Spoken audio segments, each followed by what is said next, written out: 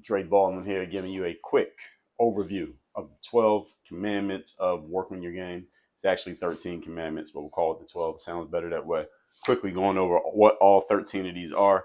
These are the philosophies. These are the groundwork philosophies that the entire work on your game system, brand, all of this is built on these principles. Anything that you get from me, anything that we talk about, anything that we work on are going to stem from at least one of these 13 commandments, one of these 13 principles. Number one, ownership, extreme ownership. That means every situation that you're in, every place that you go, everything that you do, everything that happens to, for, or from, with, or through you, you take complete ownership of the situation. Because when you take ownership of a situation, you have responsibility. And we have responsibility. It means you have the ability to respond. It means you have power. All of that stuff comes as a package deal. You want power, you must take responsibility. And to have responsibility, you must take ownership of your situation. So number one is extreme ownership. Number two, accurate formulas. That means anything that you are working on, we got to make sure we're being accurate as to what we're doing, not trying to be right. Being right is when you're trying to prove your opinion correct and you're trying to serve your ego. Being accurate is when we are focused on what is actually going to get us the outcome that we want, what is going to be correct, and what is black and white objective that we can measure. Doesn't matter who is right or wrong. It matters what is accurate or inaccurate, because accuracy leads to the outcomes that we want, not trying to be right. We're trying to be accurate. Number three, self-honesty. That means taking stock of what your situation is and being honest with yourself and about yourself, about what you're doing, what you've done to lead to the situation, what you have not done, and being completely objective as a human can possibly be about who you are, where you are, what you're doing, and what has led to the situation as it is. That is self-honesty. The more honest you can be with yourself, the faster we can get to accuracy and the easier you can take ownership. Because if you can't be honest, then you can't take ownership, and therefore we will never have accurate formulas. So all of these things start to weave in with each other. Number four, the same things the same way every time. And by the way, these are in no particular order of weight. Same things the same way every time is about process. Doing things exactly as it says. Same stuff over and over again in a consistent way with very little variation from moment to moment, from exposure to exposure, from action to action. We want to know exactly what we're going to do every single time. We want the people who work with us, for us, and the people who we work for to know exactly what they're going to get from us. Because when people know what they're going to get from you, they start to expect it from you. When people expect things from you, they can depend on you. When people depend on you, they will pay you because they know what they're going to get. Human beings do not pay for mediocrity. We do not pay for randomness. We do not pay for surprises. We pay for things that we can predict. You want to be one of the things that people can predict. Number five, action bias. Action bias is all about having an inclination to go and do something rather than an inclination to sit and talk about, think about, contemplate what you might do, what you could do, what you should do, what you would have did. Actually going and doing something, taking action. Action bias is about breaking up inertia. The law of inertia states that an object in motion shall remain in motion, or an object not in motion shall remain not in motion. Those are also known as momentum and stagnation, respectively. They are both forms of inertia, just different ends of the spectrum. Action bias is about breaking up inertia and going and doing something to alter a situation rather than sitting and allowing the situation to fester. Specifically, it's a situation that you do not want to be what it is. Number six, being overdoing. This is understanding the be, do, have principle. We all understand the concept of have, which are the goals, the things we want to achieve in life. We all understand you have to do something to get outcomes in your life. We just talked about that with the action bias. But what you have to understand, and this is one of the principles of our philosophy here, is that who you are being as a person controls what you do, which controls what you end up having. And if you go straight into the doing without asking yourself who you need to be, you will not get the outcomes that you want to have. So it's very important, it's imperative that you focus on who do I need to be as a person before you start taking action on the things that you need to do. You probably have a plan of action, the things you're going to do. Those are the things that those are parts that you're probably good at coming up with. Things that I'm going to do. I'm going to take this action, take this action, take this action. Maybe they'll work, maybe they won't. But if you don't ask yourself this question, who do I need to be first? It doesn't matter what you do. You are not going to get the outcome. That's why being overdoing is the principle. Number seven is the marketplace principle. What this means is, how do we know if we have an accurate formula or not? We look at what the marketplace is saying about our offers, about ourselves, and how the market is responding to us. In other words, the objective outcomes that we can measure clearly and see. What is the marketplace saying to us about ourselves, about our offers, and about the value of what we're putting out into the world? It's not about what you think. It's not about what I think. It's not about what your grandma thinks or what your dog thinks. It's about what the marketplace is saying to you. Accurate formulas goes off of what the marketplace is telling us. So again, you see how these all weave in together. And you want to prove your value. You take it out into the marketplace and you prove that the marketplace is interested in it. This is a very important principle, especially for any entrepreneurs or any of you who are selling anything. The marketplace will tell you exactly what they think about it. Number 8, preparation. All professionals prepare ahead of time for a situation. Only amateurs show up to a situation and try to figure it out when they get there and just wing it right there on the spot. No professional does this. All professionals are always prepared way ahead of time. That's how they're able to do the same things the same way every time, because they're always prepared before the situation actually occurs. This is all about being. The being of a professional is always being prepared so that they can do the same things the same way every time. Go into the marketplace, taking action. Because they're working off an accurate formula, they will have ownership of the situation. You see how all of these things start to connect. That is the preparation principle. 9th principle is the third day. Third day means there's going to come a time in anything that you do in life, no matter how exciting it looks from the outside looking in, that it is no longer fun, where the fun and games are all over, the party has ended, the novelty's worn off, the newness is gone, and all that's left is the hard work and the showing up and the grunt work.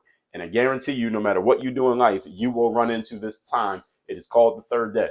These are the moments when we figure out who's the professional and who's the amateur, because the professional must show up and deliver on the third day, while the amateur has the luxury of choosing to not show up on the third day. If they decide they just don't want to do the work anymore, they can just quit, or they can just go find something else to do, or they can just go run to the next shallow mine, or they can go find a new bright, shiny object. The professional does not have this luxury. They must show up on the third day. You must deliver, and understand how you deliver on the third day is really what makes the champions, because anybody can show up and deliver and work hard when you're feeling good. But who are you being when it's not so great, when things are not going so well? Can you still show up and deliver on time and do the things you're supposed to do at a high level? Are you prepared to do that? Are you mentally prepared to do that on the third day? This is what makes you a professional. Number 10, mental toughness. This is understanding, just like with the third day, you're going to run into these third days. There are going to be times, no matter how prepared you are, no matter how much you do the same things the same way every time, no matter how accurate your formulas, there are going to come times when things simply do not work in your favor. Why is this? Because you are only one person. You can only control yourself. You can only control your actions and your thoughts. You can't control the results of your actions. You can't control other people. You can't control the weather. You cannot control the marketplace. And there are going to be times when no matter what you do, no matter how perfectly laid out your plans were, no matter how prepared you thought you were, things are simply not going to go the way that you expected. How do you show up on that day? How do you show up the next day? Can you keep showing up if you have 3 days in a row like that? How about 10 days in a row? How about a whole year like that? Can you keep showing up? That is the challenge of mental toughness. Or if you don't have mental toughness, are you just going to whine and bitch your way through the situation and allow the situation to beat you up and kick your ass and allow the stagnation to set in, which is going against the principle of action bias? Can you keep showing up even when things aren't going right? That is a mental toughness challenge. Number 11 is the principle of selling yourself, which means if nobody is knocking on your door, you need to go start knocking on some doors. Nobody's calling your phone, you need to start calling phones. In other words, when things are not going the way that you want them to go and you are not getting the attention or the energy or the momentum that you want, it is your job to be the fire starter who can go and create a fire, who can go and create lightning. You can go and start making things happen instead of waiting for things to happen. That is the selling yourself principle. Anyone who gets ahead in life is a person who is able to go and start a fire and create energy rather than sitting around and hoping the energy finds them. Remember, the energy is neither created nor destroyed. It is merely passed from one object to another. Your ability to grab some energy when you need it is a selling yourself principle. All work on your game. People who follow the work on your game principles have the ability to sell themselves. And that means metaphorically creating energy where there is no energy, or grabbing some energy, generating energy, drawing energy where there is none, because energy is neither created nor destroyed. Number 12, the right vehicle principle. This means you must take stock of yourself, your abilities, your talents, your strengths, your weaknesses, what you're good at, what you're not good at, where you are, the environment that you're in. You have to figure out what is the right vehicle for me, that means you, to apply your talents and your abilities, your knowledge and your experiences that is going to create the right combination that leads to the right outcome. Not everybody should be doing the same job. I should probably not be doing what you do for a living. You should probably not do what I do for a living, but we can apply these principles and still get to positive results because you are in the right vehicle for you. All right, I used to play baseball before I started playing basketball. Baseball was not the right vehicle for me. Doesn't mean baseball is a bad vehicle. There are plenty of baseball players who are really good, and a bunch of baseball players who will probably suck at basketball. And I would probably suck at your job. You might suck at my job. That's why we had to choose the right vehicle. This is a very important principle that goes right back to self-honesty.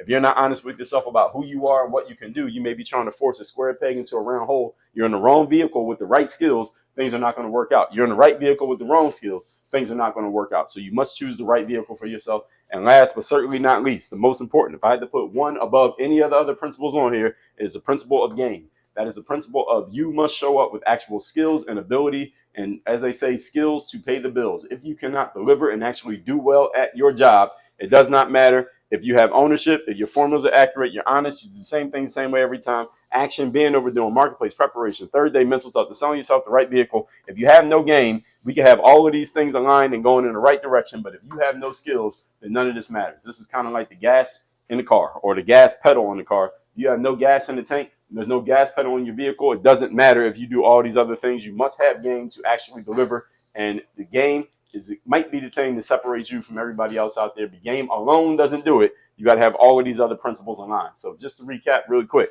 ownership, taking ownership of every situation that you are in. If you touch it, you own it. Number two, accurate formulas, making sure you're being accurate and objective about your situation, as accurate as and objective as you can possibly be as a human being. Self-honesty, being honest about yourself, about your situation, and you taking ownership of the thing that you are in, like we talked about number one. Number four, the same things the same way every time. It's about consistency of discipline and delivery. Number five, action bias. You are more likely to go and do something and break up inertia with action and create momentum rather than sitting around allowing stagnation to set in. Number six, being overdoing. You ask yourself, who do I need to be as a person while I'm doing the things that I need to do to create my success? Number seven, the marketplace. You got to go out in the marketplace and show your skills and let the marketplace tell you clearly what they're interested in, whether they're interested in you or they're not. They will tell you loud and clear every time. Number eight, preparation. All professionals are always prepared ahead of time for the situation. You never show up in the situation and then try to figure it out when you get there. That's for amateurs. Number nine, the third day. There will always come a time when the newness is worn off, the novelty is gone, the party is over, and all that's left is the hard work. Are you going to show up and deliver on that third day? You're going to come across this day over and over again, not just one time. Number 10, mental toughness. Sometimes things are not going to go the way that you want them to go, and maybe a lot of times things don't go the way you want them to go. Can you keep showing up and delivering and working despite the fact that you're not getting the results that you want, at least right now? Number 11, selling yourself. You must have the ability to create fires, create energy, or draw energy where there is no energy. Again, energy is neither created nor destroyed, but it's passed from one object to another. Can you be that object that generates the energy all the time? That is selling yourself. Number 12, the right vehicle with all the right skills and all the right abilities and all these right formulas. If you're in the wrong vehicle, meaning you have the right skills, but you're on the wrong thing, you're not going to get the outcome that you want. You must choose a vehicle that matches your abilities and your talents and your inclinations. Number 13, game. If you have no game, none of these things are going to work for you. That's why we call this work on your game. Dre, all day, work on your game, university.com.